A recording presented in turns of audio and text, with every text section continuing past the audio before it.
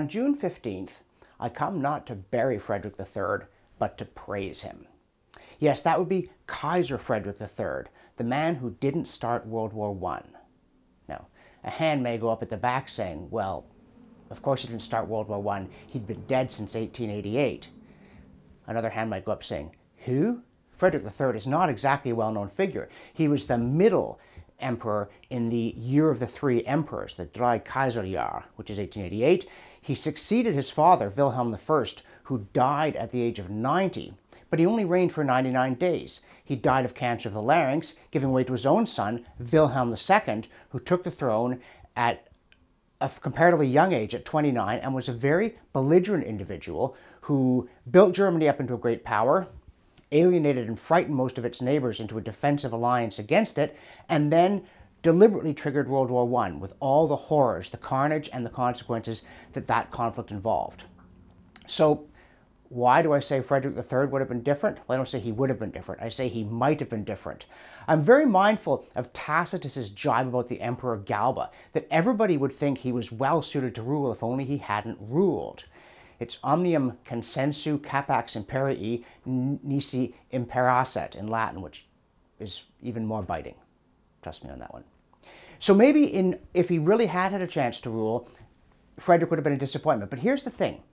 He was domestically liberal in the constitutional sense. He didn't like the executive dominance of German politics. He wanted to get rid of the chancellor, that is to say Otto von Bismarck, the Iron Chancellor, who essentially ruled Germany with the occasional nod to the legislature to say, I know you're still there, I still don't care.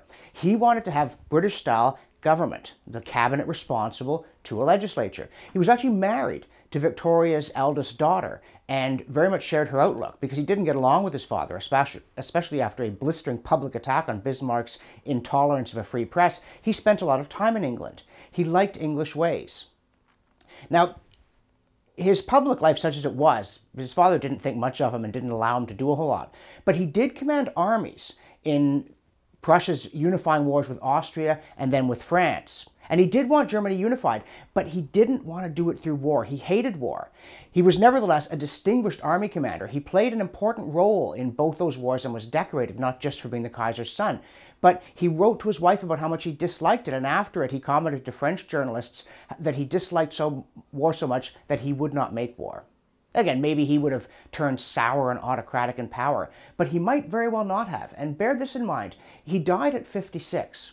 If he'd lived as long as his father, he would still have been Kaiser until 1922. That is to say, right through the period in which the foundations of the Great War were laid and through the period of crisis in which the decision was made in Berlin, in the words of his son, Wilhelm II, it's now or never, the decision to go to war. If he had been Kaiser at that point, there's a very strong possibility that he would have decided it should be never, that he really would have hated war, that he would have created a more representative style of government in Germany. There's a limit to what one man can do, but he had the right ideas, and it may have been the right time in history to put a number of them into practice. Unfortunately, he never got the chance. Instead, the course of world history took a tragic turn. I mean, among its many awful consequences, World War I created this enormous disillusionment throughout the Western world. It also put the Bolsheviks in power in the Soviet Union and created the conditions under which Hitler could come to power in Germany. It was a global catastrophe whose effects are still being felt today.